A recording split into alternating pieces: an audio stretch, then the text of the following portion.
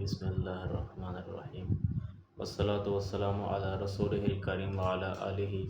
واصحابہ اجمعین اما بعد وقال اللہ سبحانہ وتعالی والفجر وليال العشر وقال النبی صلی اللہ علیہ وسلم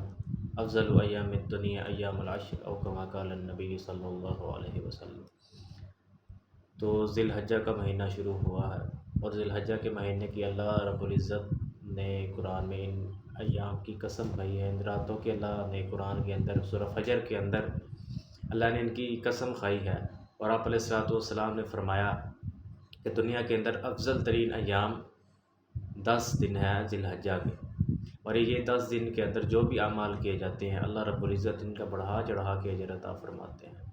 تو ان دنوں کے اندر زیادہ کوشش کی جائے کہ اپنے اعمال کو بڑھایا جائے، جیسے نوافل کا اہتمام ہے، مغرب کے بعد کے 6 نفل ہیں اوابین کے جن کا 12,000 نیکیاں ہیں جن کی، اور پھر فجر کے بعد اشراق کا اہتمام کیا جائے، اور ہر نماز کے بعد جو نوافل ہیں، ظہر کے بعد نوافل ہیں، پھر عشاء کے نوافل ہیں، مغرب کے بعد 2 نفل ہیں، ان کا اہتمام کیا جائے، اور ذکر اذکار کا اہتمام کیا جائے، خاص طور پہ سبحان اللہ والحمد للہ ولا الہ الا اللہ واللہ اکبر، اس کا اہتمام کیا جائے۔ اور جو حضرات قربانی کرنے والے ہیں وہ اس بات کا ضرور اہتمام کریں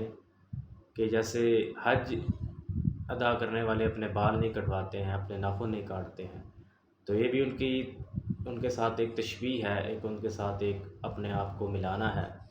کہ ہمیں بھی ان جیسا اجر ملے۔ اور جن کے اوپر قربانی واجب ہے وہ کوشش کریں کہ ان چیزوں کو نہ کٹوائیں، سر کے بال نہ کٹوائیں، اور داڑھی نہ مڈوائیں، ناخن نہ کاٹیں، اپنے کوئی ایسا عمل نہ کریں۔ اللہ ہمیں عمل کی توفیق عطا فرمائے۔